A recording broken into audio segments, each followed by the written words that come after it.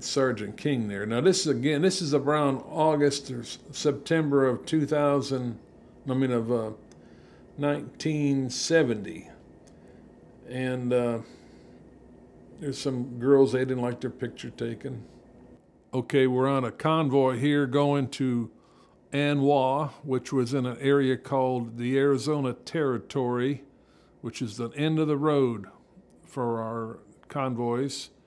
And there's several people on each truck in the back. You can see it's raining hard, and everybody's loaded up with weapons. It was called Arizona Territory because there was no law and order there. You had to fight your way in and fight your way out.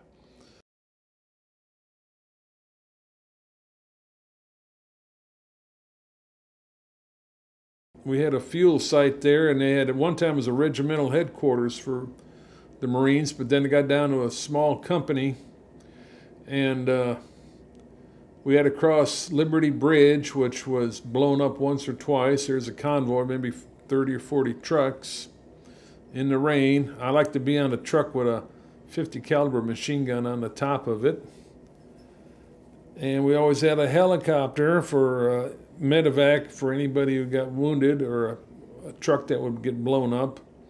And they'd take the truck driver and put him on it. The truck drivers that were carrying fuel and ammunition were in a flatbed, and they had steel plates and sandbags beneath them. And if they went up in smoke,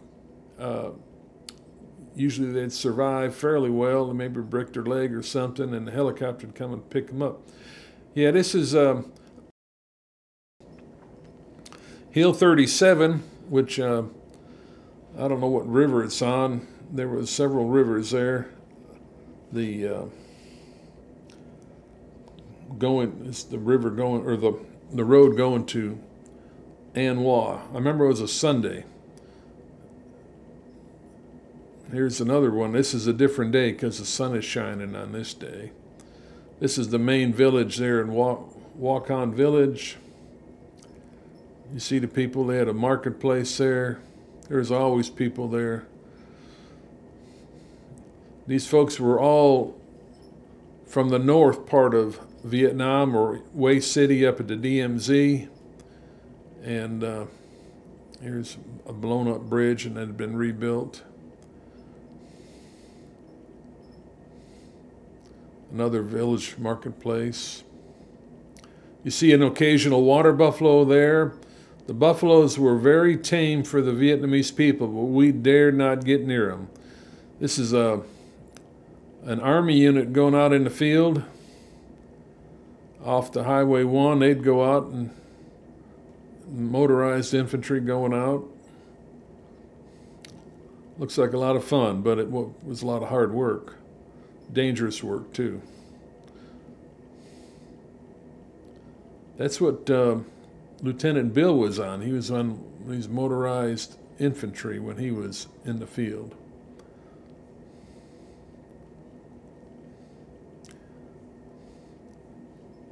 This is down near Hoi An. Here's some water buffaloes. You see the boys, little boys, riding those water buffaloes sometimes, and they look fairly safe, just like riding a horse.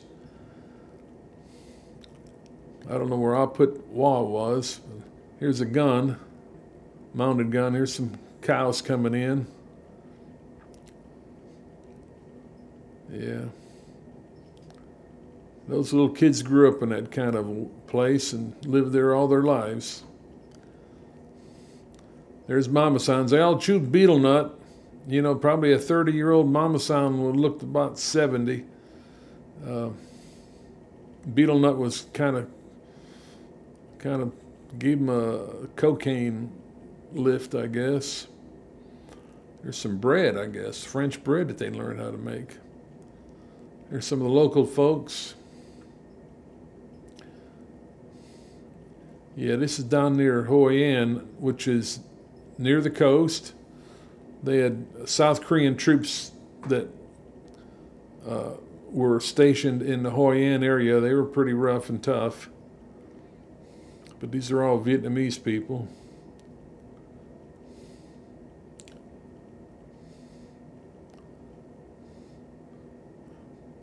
They had a lot of little motor scooters.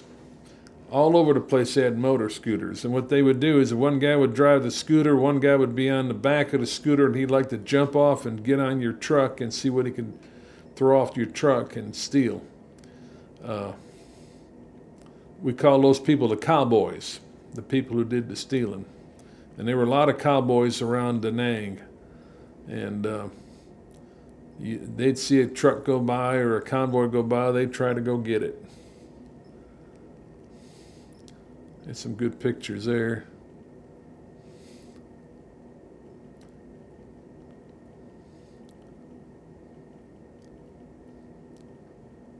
I don't know what they're doing, if they're digging sand or what.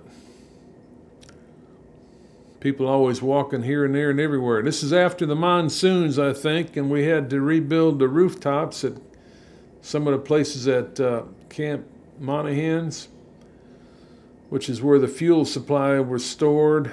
Across from Camp Monaghan was the ammunition dump, and next to that was the Army helicopter Viking, we call it the Viking compound. So you can see how muddy it was. For about a week there, the war just kind of came to a stop because of the monsoons and the rain. Nobody could really move. The Americans couldn't move. The Viet Cong, Vietnamese, they all couldn't move. The roads got flooded. Things just came to a stop. And the snakes came out. Oh, man, I remember seeing the snakes come out in the water. They were all water snakes. Now, here's some crazy guy driving a forklift. I mean, who could that be? Where did he get his license to drive like that? Here he comes. Look out, everybody. He's coming right at you. One of those heavy-duty forklifts. He probably doesn't know where the brake is. Holy cow, that's Lieutenant Dan right there. He must have just learned how to drive that thing. Probably took out a couple buildings before he got it to stop. And that's at Camp Monaghan's. That we stayed at that base until sometime in the winter of 1971, and then we evacuated. But for the last 4 or 5 days that we were there, we were down to 25 troops. It was kind of scary. This is after the rain had dried off, and the Vietnamese put their rice on the roads. They had the rights to one side, and American trucks had the rights on the other side of the road, and it sure slowed things down. But they had to have a place to dry their rice. I think there's Lieutenant Dan talking to somebody. One time we saw a patrol coming by in the black pajamas, and they were the local militia. We didn't know who they were until we got close. Looks like this is Army trucks here, Army vehicles, all held up because of the rice paddies. See the rice on the roads, and nobody can really move very well. There's a helicopter landing pad. I think it's Hill 37. And we see helicopters coming in with the infantry on them. And off they would go. The U.S. bases, they try to get them on high ground. Hill 37, Hill 55, Hill 65. They'll all be on high ground and for some safety for them. Here's a helicopter. As the troops ready to go out, several helicopters were going to take them. Those guys had it. That was the real war for those guys.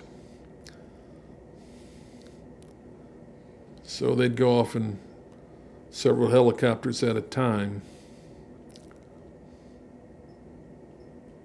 We saw one helicopter crash takeoff there. And it was a twin-engine helicopter, and his nose went up, and his back-end rotor hit the deck, and it brought the craft down. And I remember seeing everybody running out of there. So they all got out of there, out of the helicopter. But it must have been a scary sight. Here we are, motoring down a road again. I don't know where. As you can see, one place looks like the next. And quite often there were Vietnamese Army troops stationed at each of these little villages. Whether they ever went off to the war or not, I don't know. But you can see these are all concrete type buildings. Somehow they had to rebuild as best they could once the monsoon stopped.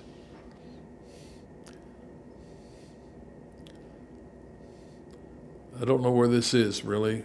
Somewhere south of Danang. Hoi An or An Hua or LZ Baldy or Ross.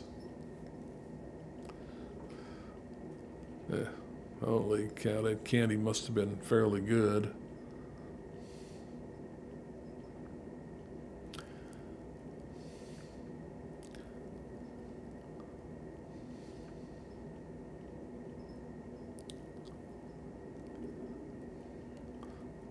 When the monsoons came, they came to the mountains first, and it rained up there for about a week, and then it started raining in the flatland where we were, in the rice field area. And holy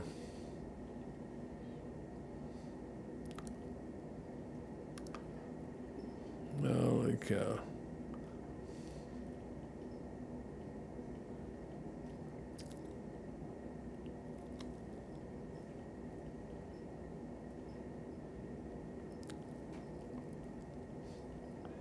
She didn't want to get seen. Here's a fuel bladder at one of the camps. Those were 10,000 gallon fuel bladders, either diesel fuel or motor gas. Oh, after the monsoons hit, the ammo dump personnel decided that a bunch of its ammunition was wet and had to be destroyed, so twice they sent out a bunch of trucks into a no personnel area where there was nobody living. That was inland from Danang, about 10 miles.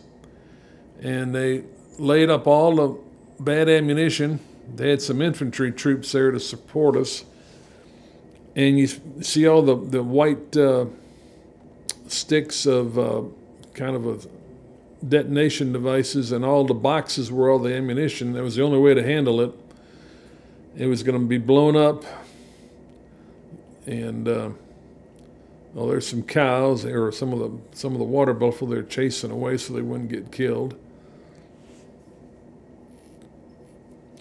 And the idea was to blow this ammunition up.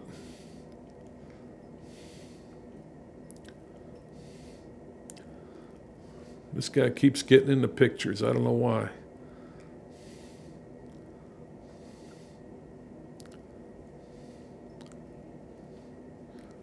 Yeah, and we had the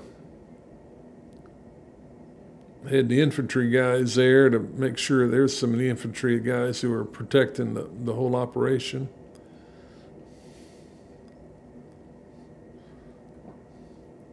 And I think this is everybody getting out of there so we can get further back for waiting for the explosions to occur.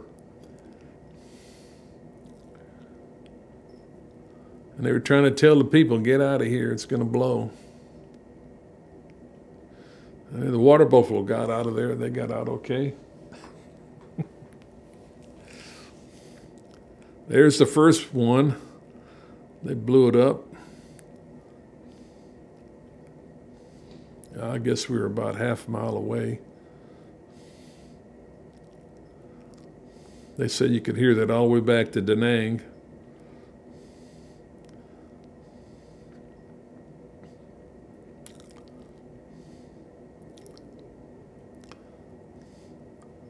There's another one going up. I guess it was 3.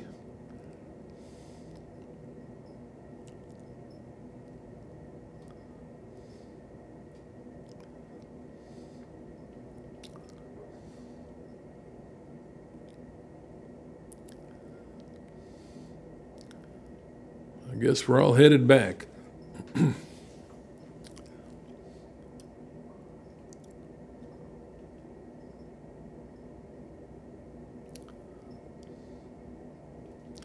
Oh, that must be Christmas. Somebody dressed up like Santa Claus. Went out to the village. I have no idea who. But there's a bunch of